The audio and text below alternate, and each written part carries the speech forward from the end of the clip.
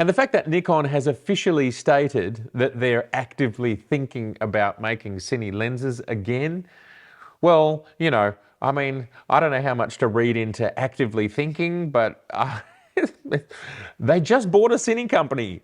They just bought a cine company, and there'd be plenty of people very happy to buy Zed cine lenses to go with their Zed red lenses. G'day everybody, how you going today? It is so good to see you. I do hope that you are super well. We're going to talk about some news that has been breaking over the last couple of days in relation to Nikon and Red. Now, for those that might have missed it, and I'm not sure how you might have, but Nikon purchased Red and it was all formalized just 3 or 4 months ago, that acquisition. And now Nikon and Red, the team of Red, which is now part of Nikon, but Nikon has stated that Red will continue to remain independent and will continue to create Red products as we know and love them for the time being.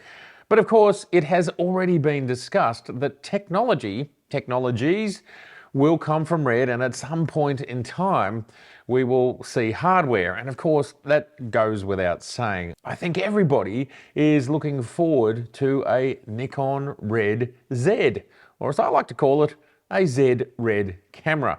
But look, I don't think that's coming anytime soon. But what we're seeing discussed by YM Cinema magazine, along with what seems to be appearing on Nikon Rumors, there are some things beginning to happen. And well, it kind of makes sense that maybe a lens is something that is possible. It looks pretty authentic. A 28-135 power zoom. Nikon has already given us a very affordable power zoom for APS-C. I suppose the idea behind that lens is for it to be coupled with the Z30. But it is very small, very light, and very affordable. Nikon has already shown us that they are interested in making power zoom lenses. Now, for people who don't know what that means is that the zoom functionality, the ability to get closer, is being powered and controlled by the camera. And you activate that using one of various switches, whether it's some buttons that you assign on the camera, or perhaps it's the function ring on the lens itself. It's done though, it's powered and operated by the camera. Power zooms, they're not really a photography thing. Well, they are made for video. And this is where YM Cinema magazine are starting to speculate. Now, for those that don't know, Nikon has a long history of making cine lenses. And of course, they started their F-mount in the 1950s. They were creating Cine-NIKKOR lenses before the Second World War. Cine lenses has actually been a huge part of Nikon's legacy. Not only is it part of their legacy all the way back then, Nikon has also acknowledged people continue to use Nikon lenses today in contemporary productions. For example, the cinematographer of The Joker with Joaquin Phoenix talked about using Nikon lenses as part of that production. And you can find them at hire houses where Nikon glass is rehoused. They literally get the glass and the mechanism and they rehouse them into their own lenses to go on PL mount or other cine mounts. They're being used today, old Nikon lenses, but they also created them almost 100 years ago. There is a brand that's known as Cine-NIKKOR. This is part of Nikon's DNA, and I suppose if we speculate moving forward from there, then it makes perfect sense that, well, Nikon has purchased Red. Red make cine cameras for the cinema industry, and these cameras are used by Hollywood for motion pictures that we will see in a cinema or on Netflix or on Disney. As we know, they're used everywhere. And to have that amazing pedigree that cinematographers all around the world already know about, and being able to apply that to modern lens technology, along with their acquisition of Red, well, the picture starts to absolutely form. And if you click into Nikon Rumors and you look at some extra shots that are there towards the bottom of the post, you can see that there appears to be a piece of the front element which is very large. And because it's so large, that does allow us to speculate, well, what might the f-stops of a lens like this be?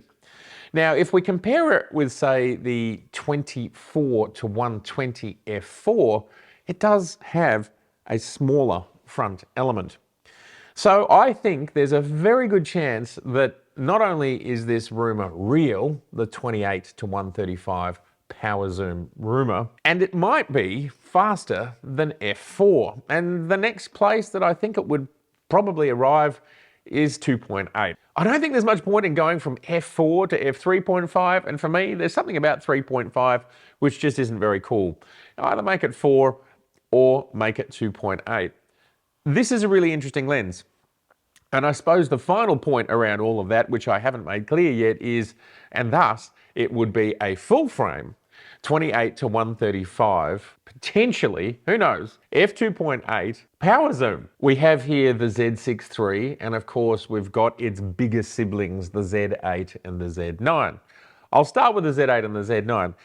For example, Nikon has built into the Z8 and the Z9 a very powerful and very authentic looking digital zoom. So if you're shooting in 4K, you can actually zoom another 2 times. So let's say you're at 50 mil, you can go to 100 mil, and you're doing that digitally. If you were to put a 28 to 135 on a Z8 or a Z9 shooting in 4K, and then you 2 times that, and you can do that digitally, it's a 270 mil full frame equivalent, and potentially, well, you know, it's at least at f4, and it's maybe at f2.8, all in one package. And then within that, you've got the zoom that's built into the lens, which is an actual optical zoom. On a Z8 or Z9, very powerful. On a Z6 III, of course, we can shoot in 5.4K or we can shoot in 6K. And there is a digital zoom built into the Z6 III as well, but it is only 1.4 times. But again, it's making this lens more useful, and 135 times 1.4 takes us out to almost 200 mils. Either way, it looks like this is going to be a very exciting lens. It's a power zoom, so it's clearly video centric, but let's face it, I suspect it'll probably be an S-class just because of where I think Nikon would want to go and where the quality level of this sort of lens would be. And thus, it's also a lens. It's also a lens for photographers. And I do think a lot of photographers would be pretty excited by 28 to 135. And considering we already have a 24 to 120 f4, that is yet another reason why I think it's potentially a faster lens. It's potentially more than f4, maybe 2.8, because I don't know, it doesn't make a lot of sense to have 2 lenses very similar to each other and with the same f-stops. Yes, I know one's a power zoom, but still, this way you get people to buy both because it's faster. And another final part of this whole equation as to why I think this is probably authentic, Canon has recently released a 24 to 105 f2.8, which does have the potential to attach a power zoom mechanism. So it's not built in, and that is a potential differential. And if you needed any more examples as to whether the engineering is possible for this type of lens, we do have the Tamron 35 to 150 f2 to f2.8 for Z and E mount. I reviewed it last year, along with the Sony E mount, also full frame lens 28 to 135 f4. And with all of these different lenses, we can certainly see that the engineering is possible. Now, if this rumoured lens is sitting in the same stratosphere, roughly, which is it's 28 to 135 instead of 24 to 105, it's 2.8 also. The Canon lens is 2.8. And in the image that's posted, it is written on the side of that image very clearly, power zoom. Then, potentially that mechanism is built in. Now, this Canon lens is not cheap. In Australia, it's around $5,000, and in the US, it's around $3,000. This is an expensive lens, but Just think about the idea of a 28 to 135, and in the case of Canon, a 24 to 105, that's a 2.8. That alone is very exciting to some people. And of course, we pay similar amounts for a 24 to 70 2.8. I think it's just slightly less for the 24 to 70. There will be a subset of the community that go, yes, I would prefer 24 over 28, and I understand. Life is not perfect. Nothing is ever perfect. Of course, I can imagine there are some Canon users that would say, I would prefer 135 on the long end as opposed to 105 on the long end. And they might also say, I would prefer my power mechanism to be built in rather than something I have to add on. So as we can see, nothing is ever perfect from anybody. Nikon have this deep history in cine glass. It's very exciting to see that if this rumor is real, and certainly this part looks real, and some other parts that are in that post, go check it out on Nikon Rumors and give them some love for sharing this stuff with us. Then indeed, it looks like this could be Nikon's first foray into the cross-pollination between Nikon and Red. Very much a pro-level, cine-level lens that all of us can use though.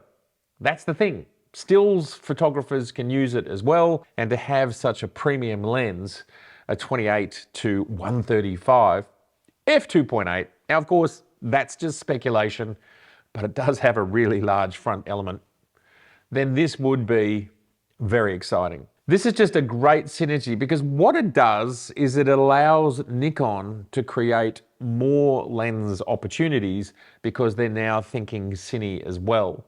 And if this lens comes out as we've speculated, then everybody's winning. Cinematographers are winning with a lens like that, it's got a power zoom, and photographers are winning because they've got this 2.8, which is a super versatile lens. Let me know in the comments below if you'd like to spend more time exploring Nikon's Cine-NIKKOR range that's been going for, I think, since the 1930s, 1940s, very long time.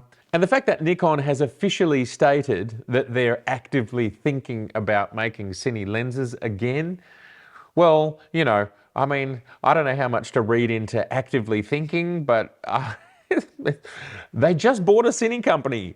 They just bought a cine company, and there'd be plenty of people very happy to buy Zed cine lenses to go with their Red. Zed Red lenses. Does it get better than that? I don't think it does. Plus, from a business perspective, cine glass is very expensive. From my perspective, when you are one of the best lens companies in the world already, and when it comes to large scale lens companies, maybe it could be argued that they are the best large scale lens company. Of course, there are boutique, much smaller cine lens companies. It makes perfect sense for them to now start making glass for this whole new arm of their business.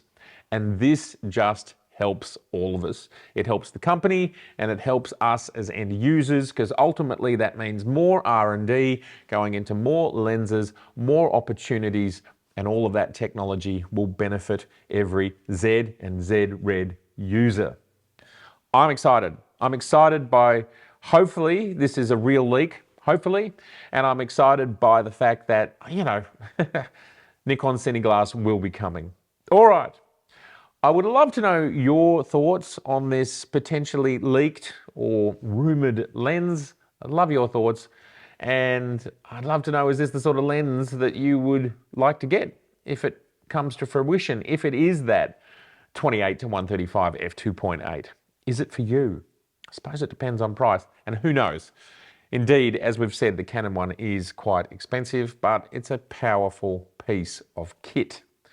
All right, it's been so good to see you. If this is your first time here, I'd love to see you again, so please do subscribe, please share, and please like. Bye for now. If I could have, as we're talking about here, the potential of a power zoom that's 28 to 135, and I'm controlling it from out here, that's fantastic. And if I could map some other buttons and get that further digital zoom, that would also be fantastic. If you've seen my Sydney video that I shot of the Sydney Harbour Bridge and Sydney Harbour and the Opera House, all just shot on the Z6 in 5.4K with the 85mm 1.2. That video just showed me how powerful this camera is combined with Nikon's extraordinary glass. I have been shooting since about 1982, probably seriously since about 1985. So we're talking almost 40 years of shooting. It's the best glass that I've used. But to be able to get that level of result, handheld, just walking around at night, the rain's coming and going, wasn't a drama.